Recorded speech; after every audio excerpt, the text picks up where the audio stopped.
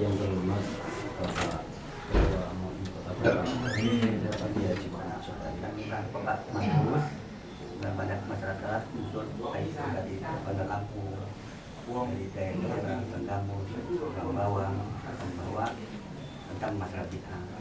Saat itu saya mengundang Pak Madrus, bid'ah mana yang Bapak sampaikan kepada masyarakat yang kami ini ya banyak masyarakat itu yang Bapak sini tuh masalah bid'ah ini bid'ah, jadi kami bingung gitu. Bisa ke masyarakat pas itu kami memanggil dengan pakar-pakar yang ahli hadis, ahli fikih, ahli tafsir, bapak-bapak ini. Ya, silakan kami masih kurangnya wadah saja gitu untuk yang membenarkan yang mana yang mungkin saya mengatakan sendiri seorang mungkin dia kawan-kawan saya tidak undang bisa gitu tidak karena mungkin karena di lembaga ngerti kita lembaga jadi bukan juga untuk kita untuk kekerasan untuk madarat tetap komat bukan kami ingin yang sebenarnya bagaimana masalah menyambit hati jadi saya kira itu saja. Terima kasih kepada Pak Madrus yang hadir bahwa sekalian silakan yang kebenaran mana yang sebenarnya bid'ah.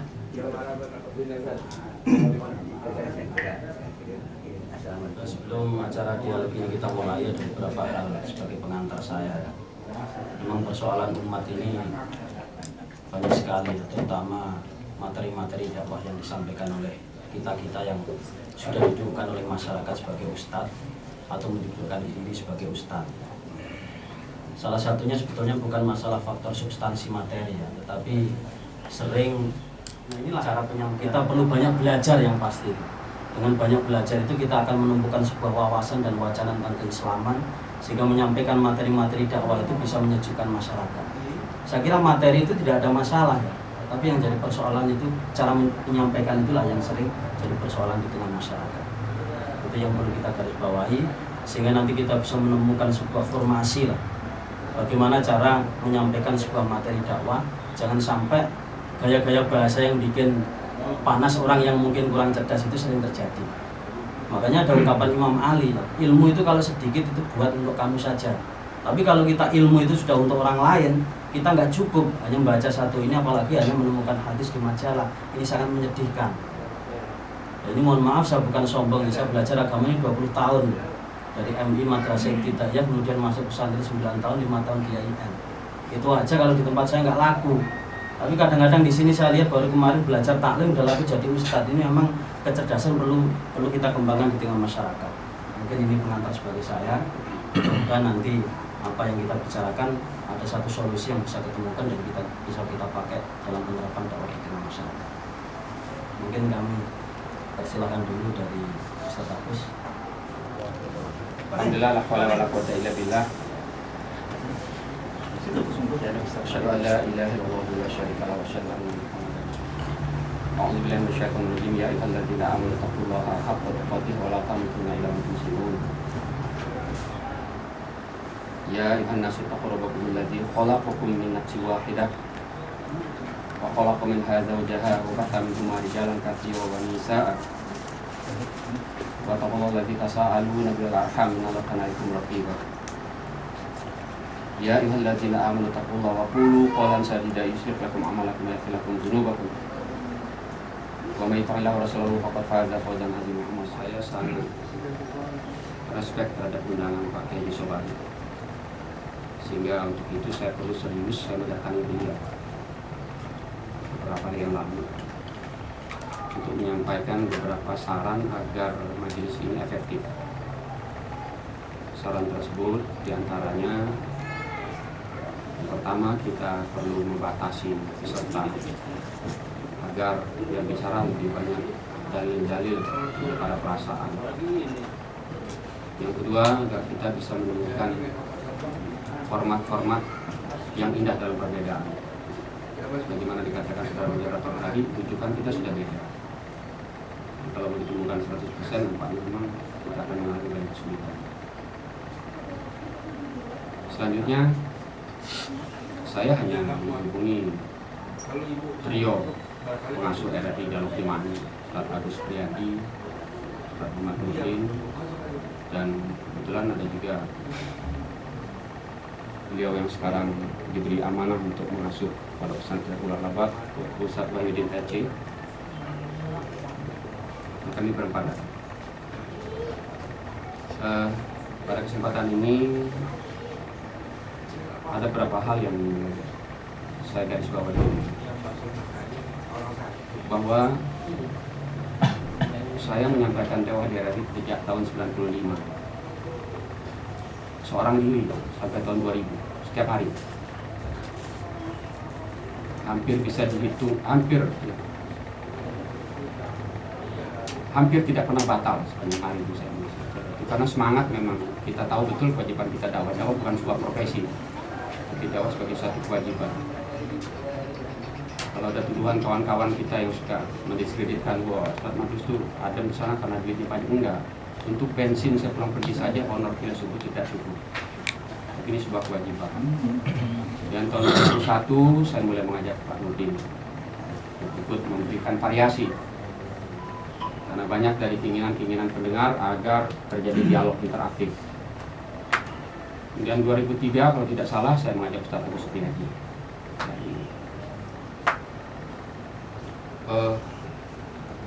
Dasar berpikir kami dari ungkapan Ibnu Qayyim al-Jauziyah, seorang ulama yang hidup di abad ke-8 Hijriah.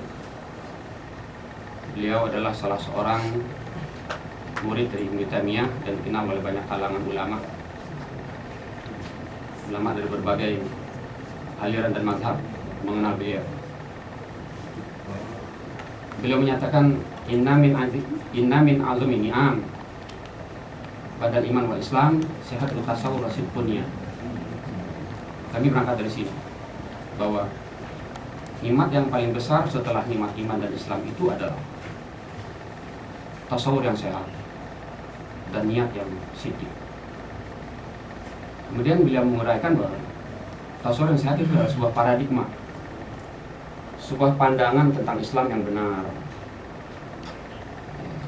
Karena kehadiran beliau bahwa umat ini tidak usah ditanya, ini bukan penghakiman. Tadi sudah bilang bukan penghakiman. Saya kira begini, Pak. Saya minta beliau membaca. Saya kira karena Bapak yang nyampaikan. Saya punya hak untuk minta kepada kawan saya baca. Ya, sabar Pak. Jadi begini, jadi ini sebentar ya. Ini Anda tidak bertanggung jawab ini namanya. Kita tidak bertanggung jawab. Sabar Pak. Kami ini tiga sama. Ya. Jadi mau Apa kita dengar apa punya Pak? Ya, silakan nggak apa-apa. Ini nampaknya tidak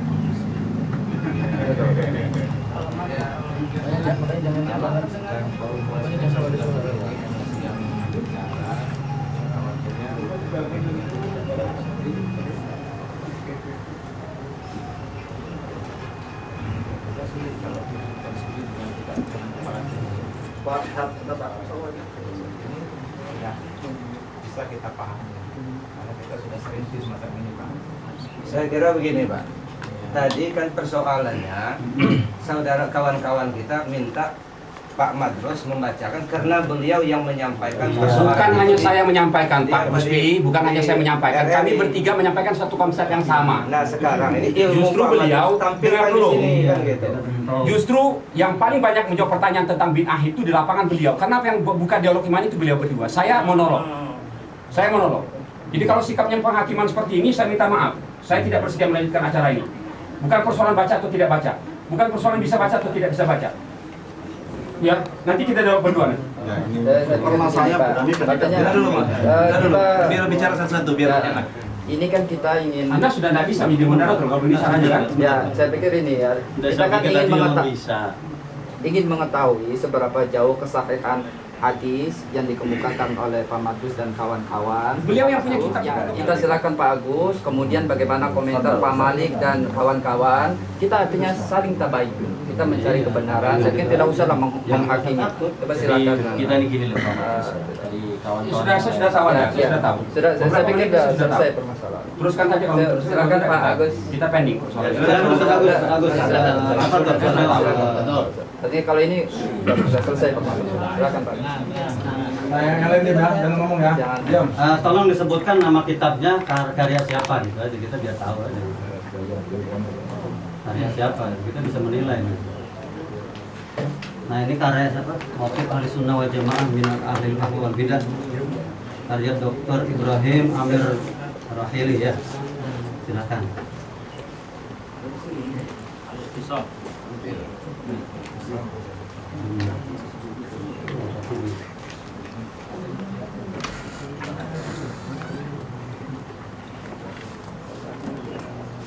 Kita membahas lapat sanadnya seorang filosofi. Saya sih lapat para kiai ini paham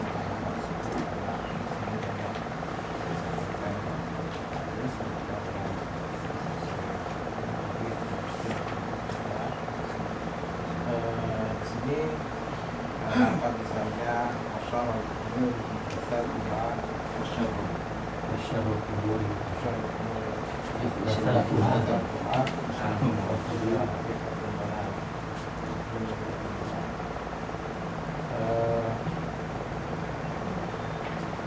Tentang lafaz ini jelas bahasanya Rasulullah SAW menjelaskan bahwa segala perkara-perkara yang itu adalah sesat. Masih Sumuli. Sumul ya. Iya. Justru ini Pak, ini sebelum ini mau bisa Pak? Saya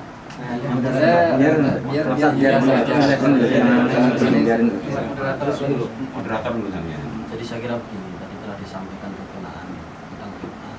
Saya kira perlu diselesaikan terlebih dahulu.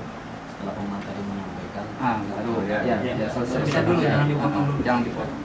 Ya, mungkin sebelumnya ya kita awali dengan definisi bid'ah itu sendiri. Ya. Karena apa yang Bisa.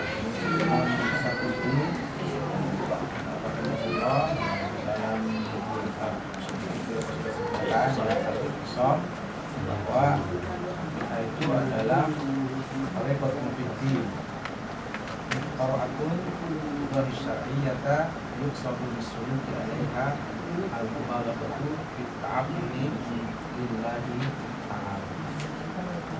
Takut. Itu yang berada dalam kitab Islam sampai aman. Jadi tariqatul fiddin. Tariqah itu artinya tangan. Dalam din muftara'ah. Muftara'ah artinya dibuat-buat.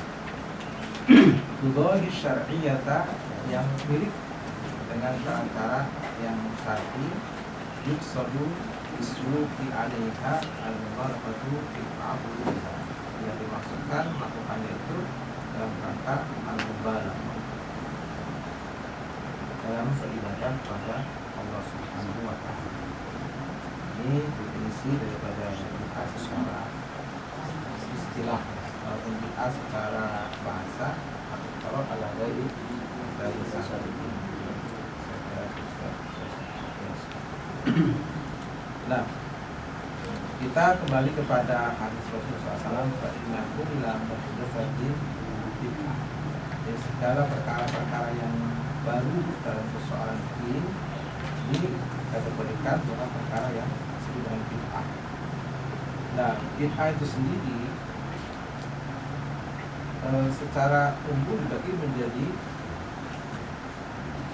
kalaupun ada yang membagi segala bentuk bagian-bagian bid'ah ini, ya ketika Rasulullah SAW mengatakan kullu, maka lafaz kullu ini tufidul istighraq, mencakup semua. Jadi kalaupun ada yang membagi bid'ah menjadi bid'ah masalah atau bid'ah sayyid'ah, bid'ah dalalah, bid'ah wajidah, bid'ah, ini pembagian-pembagian yang sifatnya istilahi. Ini kuliah tanah dan syamilah. Jadi sementara nas tadi sudah jelas bahwa Rasul mengatakan kullu bid'atin. Nah, dalam kaidah usul itu dikatakan bahwa jika la ijtihada ma'an, kalau nas itu sudah jelas maka tidak ada bahwa untuk dari istilah. Ketika Rasul mengatakan kullu bid'atin dalalah, maka ya ini mencakup semua bentuk kebid'ahan. Seandainya bid'ah itu bisa kita picu. Seandainya ada yang baik, ada yang sedang, ada yang parah. Seandainya ada hal seperti itu, maka pembagian itu menjadi tidak bermakna ketika Rasul sudah mengatakan waktu dan bid'atin bermakna. Ini mungkin ya kami pahami mengenai dakwah.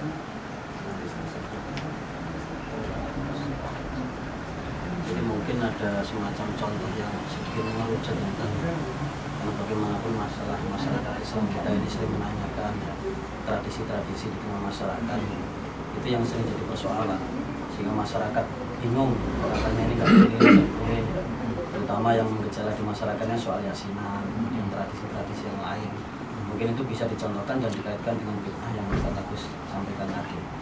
Apakah memang itu masuk kategori definisi bid'ah yang Ustaz Agus sampaikan atau bukan? Perlu ada penjelasan karena ini masalah krusial yang ada di tengah masyarakat. Iya. Jadi tinggal kita bagaimana menghukumi atau mensikapi acara tersebut. Kalau kita meyakini itu sebagai bagian dari agama sudah sedikit. Kita bisa mulai menambah-nambah mana yang dipahami oleh Imam Malik bin Anas rahimahullah. Man tada bil Islam itu ada ya rahmatan Natal atau jamaah Muhammadan wa nabiy. Allah Taala al-yawma akmaltu dinakum akmaltu lakum dinakum wa atmamtu alaikum ni'mati wa raditu lakum al-Islam dinan. Nah, kemudian kalau misalnya kata kesempurnaan itu kan perlu ada penjelasan lebih lanjut. Karena kesempurnaan itu kan belum tentu satu orang menyatakan itu sempurna, yang lain mengatakan belum. Sehingga kesempurnaan itu kadang-kadang masih diklaim sepihak oleh orang atau kelompok. Mungkin kesempurnaan itu adalah penjelasan lebih lanjut. Apa sih definisi sempurna di dalam melaksanakan ajaran Islam? Itu sangat penting saya kira. Ya, itu mungkin dikembalikan kepada sabda Rasul SAW, man amila amalan laisa alaihi amruna fahuwa rad.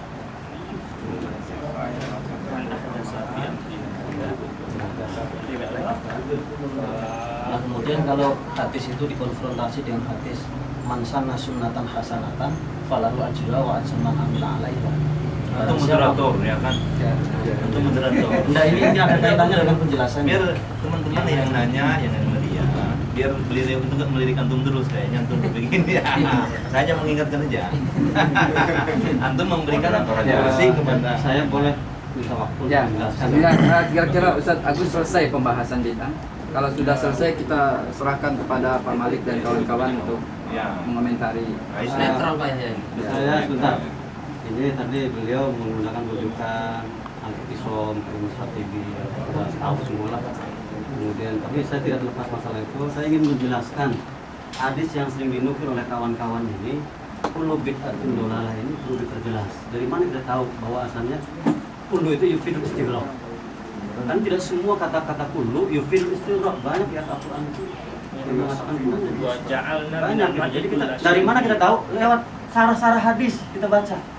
Ya, ini contohnya Fathul Bari. Ini Ibnu Hajar Al-Asqalani mensarah, ini ahli hadis beliau. Menulis sarah Fathul Bari 25 tahun. Menjabarkan tentang hadis tadi kullu bid'atin dolalah. Coba kita lihat di sini, ya. Dikatakan di sini, coba di halaman, silakan dijilid. Kalau nanti mau dicoba jilid 13 ini cetakan Al-Wayan, ya. Di halaman 267, ya, ketika beliau menukilkan hadis tadi itu di Sahih Bukhari, di Kitabul I'tisam, bil Kitab wa Sunnah. Ya. Beliau mengatakan di sini kullu bid'atin dolalah. Kemudian juga disambung dengan riwayat lain wa iyyakum wa muhdatsatul umur fa inna kulla bid'atin dolalah. Gitu kan? Sebetulnya kalau dikaitkan dikatakan di sini oleh beliau, ya. Sebagaimana dinukil oleh Imam Syafi'i, al bid'ah bid'atani mahmudah wa madmumah. Imam Syafi'i ini, beliau menukil Imam Syafi'i dulu, belum pendapat beliau. Kata Imam Syafi'i, fama wafaqas sunnah fahuwa mahmudun. Artinya apa? Kalau itu memang sesuatu yang baru tadi, ada landasan dalilnya, ada dasarnya, baik itu hadis Nabi bersifat fi'li atau qauli atau takrir, itu bisa jadikan. Gitu. Ini mohon maaf, saya ingin menjelaskan selama ini kawan-kawan memahami hadis Nabi itu fi'li, ya, bahwa apa yang tidak dilakukan oleh Nabi itu bid'ah, sesat. Saya ingin kasih contoh dengan kawan-kawan ini, bahwa tidak semua hadis Nabi itu yang diamalkan itu berdasarkan fi'li Nabi, tapi juga ada qaulinya, ada takdirnya. Contoh, kalau saya tanya Ustaz Agus dengan Ustaz Nadrus kalau khutbah Jumat pakai bahasa Indonesia atau bahasa Arab? Saya yakin pakai bahasa Indonesia. Saya tanya apakah Nabi pernah berkhutbah dengan bahasa Indonesia? Tidak pernah. Makanya sampai sekarang ada sebagian masyarakat kita yang masih berpegang bahwasannya berkhutbah dengan selain bahasa Arab tidak boleh. Masih ada sampai sekarang. Kita hargai pendapat mereka karena berpegangan bahwa Nabi hanya berkhutbah dengan bahasa Arab. Jadi kalau Ustaz Ma'ruf dengan Ustaz Agus ini berkhutbah dengan bahasa Indonesia juga, berarti beliau juga melakukan bid'ah. Itu pertama.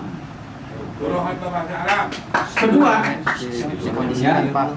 saya katakan bahwa hadis Nabi itu berlaku dengan masalah fikri dengan qauli. Contoh tentang sholat tasbih, ya, itu memang tidak saya jumpai bahwa Nabi melakukan sholat tasbih, tapi Nabi memerintahkannya kepada pamannya Abbas. Sebagaimana ada dua hadis yang diriwayatkan oleh Abdullah bin Abbas dan juga Abdullah bin Mas'ud, ya. Jadi kalau berdasarkan, berarti bukan fi'il Nabi, nggak boleh, berarti sholat tasbih itu bid'ah. Nabi menyuruh kok. Dan oleh para ulama hadis itu dikatakan itu merupakan sunnah. Itu ya. Jadi kita harus kembangkan. Jadi yang namanya hadis Nabi itu bukan hanya fi'li. Ini harus dicatat. Saya akan lanjutkan. Fama wafaqa sunnah fa huwa mahmud wa ma khalafa fa huwa madmum. Yang tidak boleh itu yang tidak sama atau bertentangan dengan syariat agama, dasar-dasar dalilnya. Gitu. Nah, makanya di sini dikatakan juga oleh beliau al-muhdatsat darbani ma uhdisa yukhalifu kitaban aw sunnah aw atharan aw ijma'an fa hadhihi bid'ah dhalal. Ada ijma' di situ. Wa ma uhditsa min al-khair la yukhalifu syai'an min dzalika fa hiya muhdatsah ghairu madhmumah. Nah, ini jelas sekali, ya. Saya akan lanjut, ini banyak sebelumnya pembahasannya. Saya hanya ingin menguraikan. Ini kebetulan saya kutip ada beberapa kitab, ya, tentang bid'ah, penjelasan bid'ah. Ada dari Al-Nur Ma'bud, ada dari Tuhfatul Ahwazi, syarah dari hadis-hadis semua ini, ya. Saya ingin mengatakan bahwa kata Imam Al-Qasqalani dalam Umdatul Qari, beliau mengatakan di sini yang disebut dengan bid'ah itu wa makana laisa lahu aslun fi syar'. Tidak ada dasarnya, tidak ada dalilnya, baik umum maupun khusus, bagaimana yang dikatakan oleh Imam Ibnu Hajar Al-Asqalani. Dikatakan di sini kullu bid'atin dhalalah ma uhdisa wala dalila lahu min asy-syar' bi thariqin khas wala 'am. Itu namanya bid'ah dhalalah. Jadi kalau ada landasannya, contoh misalkan habis sholat salaman, ya. Oh, kamu bid'ah, Nabi belum pernah melakukan itu. Padahal kalau dikatakan Nabi pernah mengatakan ma min muslimaini yaltaqiyani fa yatasafahani illa ghufir lahuma qabla ay yatafarraqa. Itu hadis sahih. Apa salah orang yang bersalaman habis sholat menggunakan dalil itu? Nggak bisa kita salahkan. Ada dalilnya. Gitu. Masalah tahlilan contohnya nih, saya bawa Pak Quraisy Shihab menulis sendiri membahas tentang tahlilan.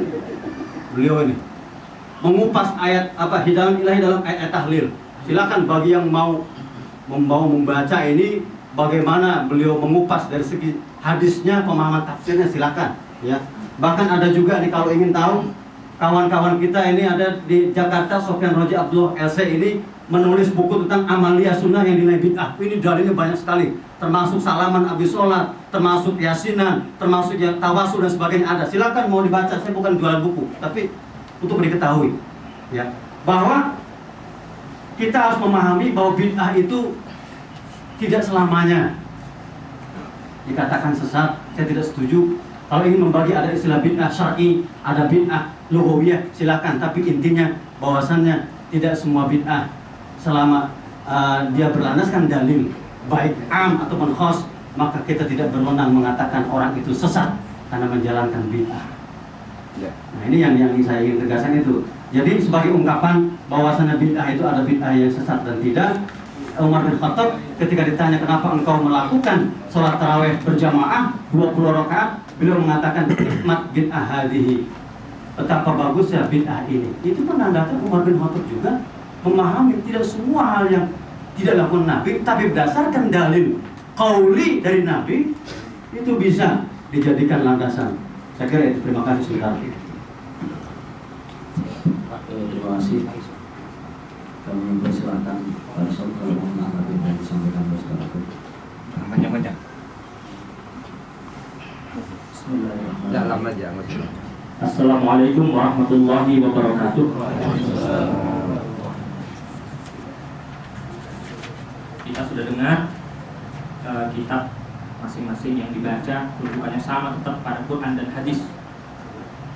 Mungkin hanya terjadi semacam perbedaan penafsiran, dan kalau kita merujuk kepada pendapat Imam Asy-Syatibi di dalam kitab Al-Muwafaqat fi Ushul Syariah juz 4 jilid 2 juz 4, ketika seorang mujtahid menghadapi suatu masalah, yang dia lakukan adalah mencari dalilnya, mencari nusus di dalam Al-Quran maupun di dalam As-Sunnah. Dan mujtahid ini kemudian melakukan al-ijtihad fi fahmin nusus, melakukan ijtihad terlebih dahulu untuk memahami teksnya, dicari dulu dari berbagai ayat Al-Quran maupun hadis yang berkaitan dengan persoalan. Ketika kemudian sudah ditemukan hasil ijtihadnya, untuk menerapkannya dia kemudian melakukan ijtihad untuk yang kedua kalinya, yakni al-ijtihad fi tatbiqin nas. Persoalan kita di sini bahwa sumber hukum kita sudah sama, yakni Quran dan hadis, rujukan kita sepakati juga sama sekarang. Nah, persoalannya adalah tatbiknya di lapangan. Yang semuanya sesat itu tidak memahami. Inilah sebetulnya yang menjadi persoalan utama pertemuan kita pada kesempatan hari ini. Apakah benar yang kami lakukan ini tidak ada dasar? Apakah betul Anda sudah mempelajari apa yang kami pelajari? Apakah Anda juga membaca kitab-kitab yang kami baca? Kalau belum, Anda termasuk orang yang tidak memahami permasalahan. Kalau tidak memahami permasalahan, tidak boleh memutuskan hukumnya. Karena Anda dituntut untuk menemukan dalil, dan dalil itu bukan hanya kullu bid'atin dhalalah wa kullu dhalalatin finnar. Tugas kita bukan untuk membagi surga dan neraka kepada sesama muslim. Ini yang Jawab. Janji kondisi kita kondusif. Siap. Insya Allah setelah acara ini saya akan menemui antum bertiga. Ya, nanti bersama saya nanti akan menemui antum. Tidak, saya kira Ustaz Hafiz saja yang Sudah, nanti antum tahu ya nanti. Begini saudara, saya tidak pernah menyebut Ahlul Bidah itu Fir'aun. Tidak pernah. Tidak sama. Kalau Fir'aun itu jelas anti Allah, anti Rasul, jelas. Hanya teman-teman yang merasa kami singgung sebagai Ahlul Bidah, kami tidak pernah berniat untuk menyinggung secara langsung pihak-pihak yang kami anggap berbeda dengan kami. Kami cuma menjawab pertanyaan, dan tentunya pertanyaan yang kami jawab sesuai dengan apa yang kami pahami. Dan kami ini berguru, ya. Jadi kami juga bukan didasarkan kami pahami sendiri. Kami punya rujukan-rujukan seperti yang antum pahami itu. Sama, kita juga punya rujukan. Oke, Hanya sebentar. Hanya barangkali cara kita melihat yang berbeda. Ya. Kami mau coba konsekuen dengan pengakuan kita sebagai Ahlussunnah. Gitu ya. Sehingga kitab-kitab yang jadi rujukan kami, kitab-kitab yang ditulis ulama-ulama dulu maupun ulama-ulama sekarang, yang mereka masuk dalam kategori Ahlussunnah. Ya, misalnya kalau yang sekarang saya Bin Baz, saya Utsaimin, ya, saya Fauzan Al-Fauzan dan sebagainya. Ini jadi rujukan kami. Kenapa? Fatwa-fatwa tentang bid'ah itu beliau catat, beliau tulis dengan tulisan yang cukup jelas. Beliau punya tulisan fatwa terkini 1, 2, 3 dan sebagainya. Saya tidak melihat bahwa antum ini lebih jahat. Yang jelas antum ini sama-sama dengan saya, Ahlussunnah. Ya. Hanya perbedaannya kita cara pandang kita memandang sunnah ini yang berbeda. Ya. Cara kita memandang sunnah ini yang berbeda. Itu persoalannya. Setiap pengakuan orang Ahlussunnah akan kami akui. Setiap pengakuan orang sebagai Ahlussunnah akan kami akui. Sama-sama kita Ahlul Kiblat semua. Ya. Kami tidak pernah. Baik, cukup. Ya. Oke. Cukup. Yang saya mau tanyakan, Fir'aun itu jahat. Ya. Kemudian ada utusan datang ke sana yang namanya Nabi Musa dan Nabi Harun. Tapi Allah berfirman di dalam Al-Quran. Ini nyampaikan Al-Quran. Faqula lahu qawlan layyina. Ucapkanlah dengan ucapan yang lemah lembut. itu menuduh-nuduh bid'ah kemana-mana kepada orang-orang yang sefaham dengan kami, itu menyakitkan perasaan dan itu merupakan ucapan yang kasar. Padahal sibabul muslim fusuqun wa qitaluhu kufrun. Anda baca hadis itu. Terima kasih. Wassalamualaikum warahmatullahi wabarakatuh. Pak moderator sekali, saya bicara sambil singkat. Assalamualaikum warahmatullahi wabarakatuh. Belum memberi ada Terima kasih. Jadi apa yang telah disampaikan tentang Ustaz-Ustaz untuk gabung dalam partai Islam. Untuk itu yang persilahkan yang lain untuk menanggapi. Assalamualaikum warahmatullahi wabarakatuh. Pertemuan hari ini. Tapi karena saya ditelepon sama teman-teman supaya bisa hadir di sini, walaupun saya ada kegiatan, saya sempatkan untuk hadir. Tujuan saya datang ke sini, jujur saya katakan, saya ingin silaturahim, terutama dengan Al-Mukarram Ustadz Madrus, yang kedua dengan Al-Mukarram Agus Sufriadi. Karena saya hanya tahu nama beliau berdua, belum persis tahu ilmu beliau dan belum pernah ngobrol dengan beliau berdua. Tapi Ustadz Madrus saya sering dengar di RRI, dan tetangga saya sering datang ke saya. Apa yang disampaikan Ustadz Madrus, mereka klarifikasi dengan saya, baik teman jemaah majelis taklim, apa yang Ustadz Madrus sampaikan, Agus Supriyadi sampaikan, mereka klarifikasi dengan saya. Jadi tujuan saya pada pagi hari ini sebenarnya silaturahim itu lebih utama. Yang kedua, perlu saya jelaskan di sini, mungkin kita semua tahulah, kita para masyayikh, para alim ulama, para santri semua. Kalau nggak salah Ustadz Supriyadi ini dari Timur Tengah, Ustadz Supriyadi ya. Dari mana dulu Ustadz Supriyadi? Dari Madinah kan? Saya juga Pak Ustadz Supriyadi dari Timur Tengah. Saya belajar di Darul Hadis di Mekah. Saya di Jordan juga. Saya nggak lama di Timur Tengah. Ustadz Supriyadi hanya 15 tahun. Saya pernah ada orang mengatakan Pak Mahmudin munafik. Kenapa? Karena saya sering ceramah, tahlilan dan macam-macam. Terakhir kemarin Pak Ustadz Supriyadi, saya ketemu dengan Syekh di Madinah, Syekh di Mekah, dan ada majalah saya baca. Kita tuduh poin aja lah. Kalau kita bicara masalah bid'ah, definisi macam-macam, saya kira nggak akan selesai. Sebab kenapa? Mungkin Pak Agus pernah baca di Mekah itu ada namanya Al-Hiwar Al-Maliki. Ya kan bagus? Itu diadakan di Taif. Ulama-ulama besar semua, Bin Bas masih hidup, Utsaimin ada, ulama yang Anda sebutkan semua hadir di Taif. Itu langsung dipimpin oleh Raja Fahad ketika itu. Ada juga Al-Hiwar Al-Maliki, semua ulama besar. Kalau kita membicarakan masalah bid'ah, saya yakin tidak akan selesai. Yakin betul saya. Kenapa? Ulama di Mekah, dari Mesir, dari mana-mana sudah berbicara masalah ini. Tapi yang ingin kami tekankan di sini, cukuplah ilmu ini hanya ilmu kita. Jangan kita tularkan dengan orang awam yang sebatas apa ilmu mereka. Saya cukup sedih ketika teman saya nelpon Pak Isamuddin, ada terjadi sesuatu yang tidak kita inginkan di Masjid Waihalim sana, Muhajirin.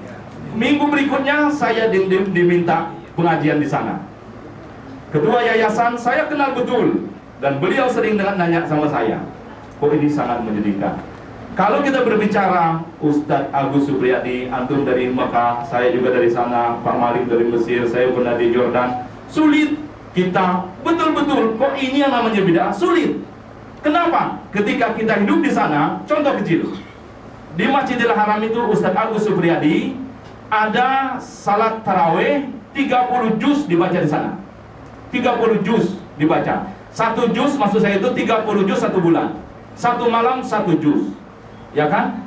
Ada doa setelah itu dinamakan doa khatmul Quran. Saya pernah dibaca di sana, di zaman Nabi nggak ada yang begini. 30 juz. Doa khatam Quran pun nggak dibaca. Tengah malam di Masjidil Haram itu ada salat qiyamul lail. Bagus tahu kan itu? Bagus kan? Ada qiyamul lail diimami oleh satu imam. Zaman Nabi ada nggak itu? Itu pernah ditanyakan, siapa yang memulai 30 juz membaca dalam 1 bulan itu. Siapa yang memulai salat qiyamul lail di Masjidil Haram itu? Itu Syekh Ali Hudhaifi, Imam Masjidil Haram yang paling senior di sana. Apa kita kategorikan bid'ah? Mereka paling dulu mungkin mengatakan bid'ah, tapi buktinya. Nah, itu yang ingin kita luruskan. Bukan berarti kita merecehkan atau mengecilkan, tidak. Jadi kita sesuai dengan kondisi masyarakat kita, khatibun nas ala qadri umurihim. Tapi kalau kita baca di sini umpamanya, saya baca buka aja dalam bahasa Indonesia, Fiqhul Ikhtilaf kalangan Yusuf Qaradawi. Apa kata Yusuf Qaradawi? Supaya kita paham semua. Saya tidak resah kalau kebangkitan Islam masa kini menghadapi musuh dari luar yang selalu mengintai kita. Beliau nggak resah. Ini kata Yusuf Qaradawi. Begitu juga saya tidak resah kalau di dalam tubuh kebangkitan Islam itu terdapat berbagai madrasah. Ini kata Yusuf Qaradawi. Tapi kata Yusuf Qaradawi, hati ini benar-benar tersayat kala dai dan aktivis Islam tidak menghargai masalah dan menyebarkan benih-benih perpecahan di mana saja dia singgah, perpecahan ikhtilaf yang mereka berbicarakan. Ini kata Yusuf Qaradawi, orang yang tidak bijak di dalam menanggapi permasalahan. Ini saja yang kita inginkan bagus dan terus. Mudah-mudahan kita semuanya diberikan oleh Allah hidayah, bukan perpecahan yang kita inginkan, tapi bagaimana kita ittihadul qulub. Pak Agus sama, saya sama, teman-teman yang sama, itu yang kita inginkan. Yang bisa kita adalah rahmatan bagi semuanya. Assalamualaikum warahmatullahi wabarakatuh. Terima kasih. Jadi apa yang disampaikan oleh Pak Soleh, Pak Mahmudin ya. Jadi tidak jauh berbeda dengan apa yang saya sampaikan di awal tadi. Sebetulnya persoalannya itu adalah cara menyampaikan itu, bukan substansi materi yang disampaikan. Termasuk cara substansi, berkata. termasuk substansi. Ya, termasuk substansi, tapi yang tidak kalah penting, faktor yang selama ini jadi persoalan di masyarakat adalah cara menyampaikan. Jadi bukan saya kira nih moderator ya, bukan sekedar cara, tapi substansi isinya itu sudah menyinggung semua orang. Betul, dalam Lampung Timur, Lampung Barat, Lampung Tengah, Pringsewu, ya Tanggamus, telepon masuk ke saya menanyakan semua persoalan. Pagi-pagi ada seorang guru dari madrasah ini kalau tidak salah bawa tip merekam kata-kata ini. Saya bilang ini soal khilafiyah. Mengapa dibid'ah-bid'ahkan? Ngerti enggak dia dalilnya di dalam kitab-kitab fikih yang kami baca? Ya. Nanti saya temui antum dengan anak saya ya. Nanti antum tahu. Ya. Antum enggak bani walau ayat. Ya. Jangan ulama dulu baru bicara. Istighfar. Ngomongnya istighfar. Jadi ngomong baik kok. Jadi mohon maaf. Jadi mohon maaf ini tadi saya spontan. Terus kemudian Ada moderator, Pak. Ada moderator. Iya, makanya mohon sama moderator. Kasih supaya adem, jangan Adem, harus adem.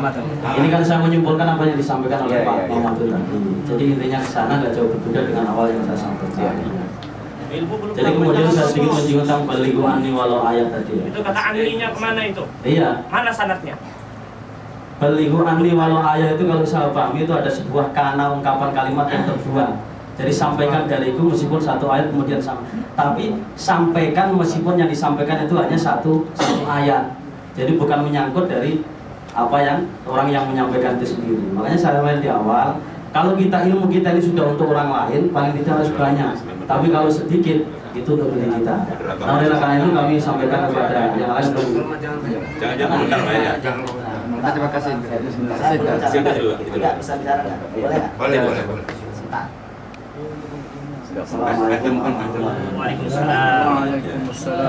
Memang saya tidak mengikuti dari awal, tapi saya bisa menangkap bahasanya tadi Ustaz Agus tujuannya kitab sana Asy-Syatibi. Ya. Itu kita sudah tidak aneh lagi dalam kalangan pesantren. Ternyata misalnya ketika di depan saya bilang saya nggak percaya kalau buah apel itu ada di pasar. Saya nggak ada buah apel itu nggak percaya saya. Tetapi ada orang dari Malang bilang ini buah apel. Baru kita terbuka wawasan, berarti di Malang itu ada namanya apel. Tapi kalau kita cuma pakai buku satu saja ini, di luar ini adalah semua itu ada bid'ah, ini yang susah. Kemudian kata-kata Mas Hadid balighu anni walau ayat itu maksudnya apa? Kalau kita teliti dengan anni itu ya, penekanannya pada anni. Kalau cuma balighu ayatan, itu saja itu enak. Kita beli buku di Gramedia, kita sampaikan saja buku itu. Tetapi itu anni itu maksudnya kita berguru. Betul. Rasulullah mengatakan anni, datang kamu pada saya, berguru ambil dari saya, sampaikan. Kalau cuma kita beli buku, kita baca, kemudian kita tularkan, inilah namanya. Kalau orang yang tidak punya guru, maka syaitan adalah gurunya. Itu yang kita takutkan sekarang. Kemudian lagi kita sangat prihatin ya. Maksudnya ada acara ini bukan untuk menyerah, tetapi ada apa yang kita lakukan ini memang ada dasarnya. Jadi jangan untuk tahun-tahun yang akan datang teman-teman, nggak tahlil juga nggak apa-apa. Kita sadar orang sholat tarawih 8 rakaat silahkan. Nggak pernah kita wah itu bid'ah, enggak. Yang nggak boleh itu kalau nggak tarawih baru itu yang kita. Tapi 8-20 itu sudah biasa. Tahlil nggak tahlil silahkan. Yang penting amaliyah yang kita lakukan ini jangan sampai ada yang, karena kalau kita masalah mau cari dalil itu sudah dari tadi. Demikian. Terima kasih. Silakan. Saya mewakili kawan-kawan untuk menyampaikan ya kepada saudara Agus bahwa kami menjamin masalah ini akan aman. Jangankan lagi 1 lembar bulu saudara, 1 tetes darah saudara sampai jatuh ke tanah, saya tanggung jawab dunia akhirat. Cuman satu permohonan kami kepada saudara Agus, ya demi kesatuan dan persatuan umat, saudara nggak usah perlu sebarkan lagi tahlil bid'ah, itu udah cerita lama. Ya, jangan kau sakiti umat Islam, jamaah Ahlussunnah wal Jamaah, dan jangan perburuk perpecahan dalam Islam. Itu saja permohonan kami. Dan silakan saudara pertanggungjawabkan pembicaraan saudara dan kawan-kawan di forum ini sampai tuntas. Kami jamin tidak akan terjadi apa-apa. Tetapi kami mohon saudara gentleman gitu, jelaskan secara baik-baik, jangan emosi. Kalau emosi ini orang banyak lebih emosi. Kita tidak mau Islam sampai terpecah-pecah lagi. Sudah cukup kita menderita umat Islam 64 tahun merdeka bangsa ini, tapi umat Islam sampai hari ini belum menikmati kemerdekaan itu. Jadi jangan saudara perparah dengan perpecahan.